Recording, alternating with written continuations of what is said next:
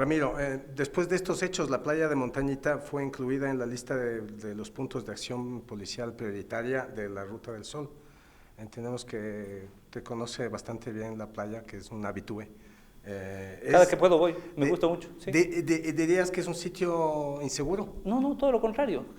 Yo voy con mi hijo de 13 años y a ver, es evidente que como playa, más allá de los encantos naturales que tiene Montañita, porque tienes una playa muy grande, muy bonita, sol, clima lindísimo, tienes además gente muy buena, muy amable, tienes una gastronomía súper variada que no la encuentras además en ninguna otra parte de la costa ecuatoriana, y es uno de los entornos más seguros. Si tú comparas los índices de criminalidad de Montañita con los índices de criminalidad de Atacames, por ejemplo, o de Salinas, pero de largo Montañita es mucho más seguro. ¿Que existe consumo de estupefacientes? Sí, por supuesto. No más que aquí en la Plaza Foch, o que en Baños, o que en Otavalo, o que en cualquier sitio donde existen turistas. Lastimosamente acá, a propósito de este tema, de este tema de violencia, se ha querido estigmatizar y se ha querido etiquetar no solamente a una playa, sino a una forma de vida. A quienes de vez en cuando pues, gustamos colgarnos la mochila, agarrar un bus e irnos a sitios alternativos, no hoteles 5 estrellas, caminar un poco o disfrutar de la naturaleza, y se está queriendo de alguna manera vendernos la idea de que eso genera criminalidad, que eso genera violencia. Y si cualquiera que... ¿Se está criminalizando un estilo de vida? Por supuesto, se criminaliza un estilo de vida y se ha criminalizado además un lugar, pero injustamente, insisto, cualquiera que conoce Montañita sabe perfectamente que es uno de los sitios más seguros. Es más, yo te diría que una mujer está muchísimo más segura caminando a las 2:30 de la noche por las calles de Montañita que caminando a las 7 de la noche por cualquier calle de Quito, pero por mucho. Ahora, justo sobre este tema, se está tomando ahora como visión que Montañita tiene que de alguna manera ahora ser reprimida o ser vigilada. La pregunta aquí es, ¿no es justamente al revés que se tiene que hacer? Es decir, a partir del caso de Montañita y mirando hacia lo que está haciendo Uruguay, ¿no sería el momento justo de hacer una reflexión sobre cómo en esta sociedad se podría ir mucho mejor hacia la legalización de sustancias como la marihuana, que Mujica, el expresidente de Uruguay, dijo que era un mecanismo justo para combatir el consumo de drogas duras? A ver, justamente, uno de los problemas, de los múltiples problemas que presenta el populismo penal es que es poco serio. El populismo penal se activa inmediatamente, parte de falacias, de mentiras y nunca tiene datos.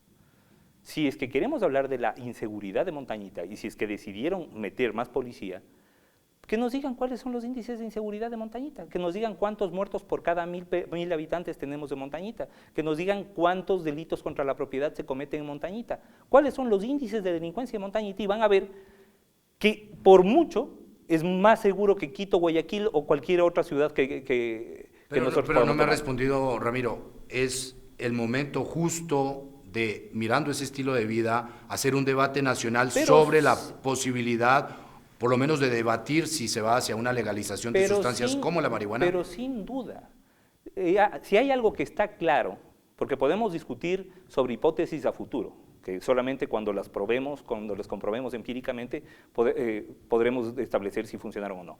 Pero lo que viendo ha pasado, lo que sí está claro es que la guerra contra las drogas, entre comillas, ni ha reducido el negocio, ni ha reducido la cantidad de droga en las calles, ni ha reducido el poder de las mafias, todo lo contrario. Cada vez más fuertes, cada vez más presentes, y lo que sí ha hecho es desangrar países enteros como Colombia en la década de los 90 o México en esta década.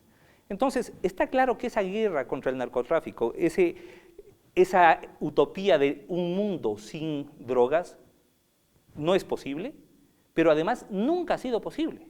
Es decir, jamás ha existido un mundo sin drogas, nunca. En la historia de la humanidad, jamás. Todo lo contrario. Es más, nuestros pueblos ancestrales han sido grandes consumidores de sustancias que hoy calificaríamos como prohibidas. Si tú te pones a ver, por ejemplo, Chavín de Huántar, en Perú, era un centro de peregrinación, una especie de Vaticano andino, que durante 8 siglos giró todo su ritual alrededor del uso de alucinógenos. Y se dio además modos para sobrevivir muy adecuadamente y muy protegido sin tener ejército. Entonces, esto no es así. El tema de las drogas se lo tiene que reenfocar. Sin embargo, vemos que el discurso oficial, por ejemplo, ha variado 180 grados de lo que decía en 2007, 2008, tú recordarás, en donde se planteaba al microtraficante, por ejemplo, como una especie de víctima de la inequidad social, pues ahora resulta que el narcotraficante está en el centro, en todo el blanco del poder punitivo. ¿Por qué cree usted que se dio este cambio?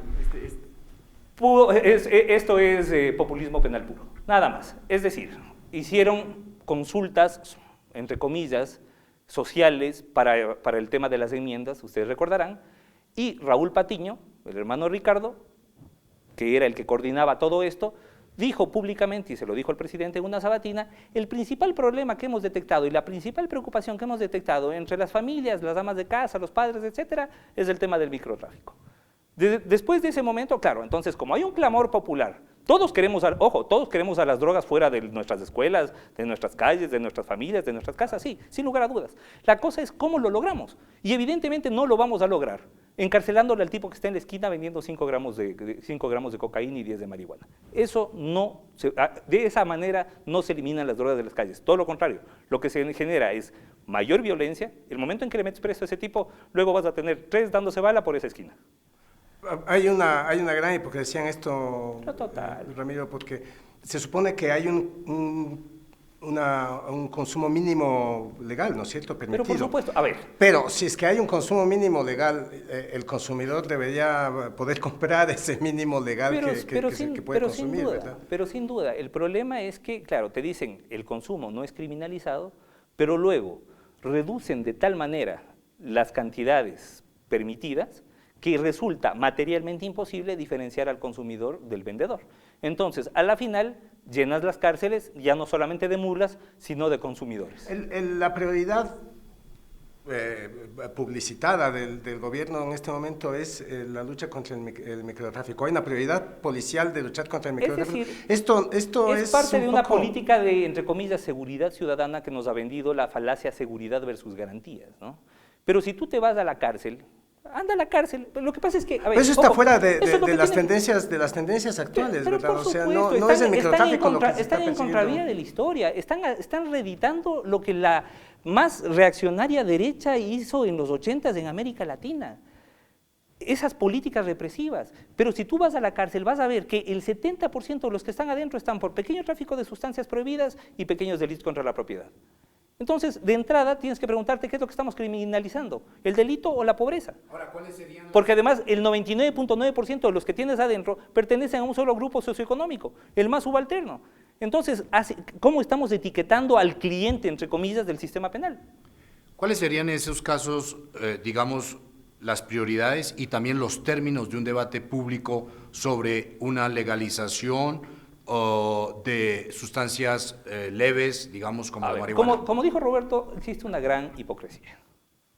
Si es que consideramos al narcotráfico como un delito contra la salud pública, por ejemplo, o sea, resulta que tenemos sustancias prohibidas que son mucho menos dañinas a la salud pública que algunas permitidas. O sea, si yo me tomo solo 2 botellas de whisky, posiblemente muera con intoxicación. Para morir con marihuana tendría que meterme en un barril y prenderme fuego adentro.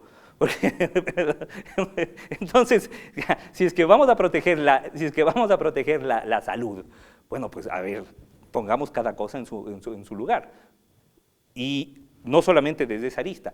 ¿Cómo hacemos para eliminar la violencia? Porque además, el tema del narcotráfico no solamente se tiene que enfocar desde la salud, también desde la violencia en las calles.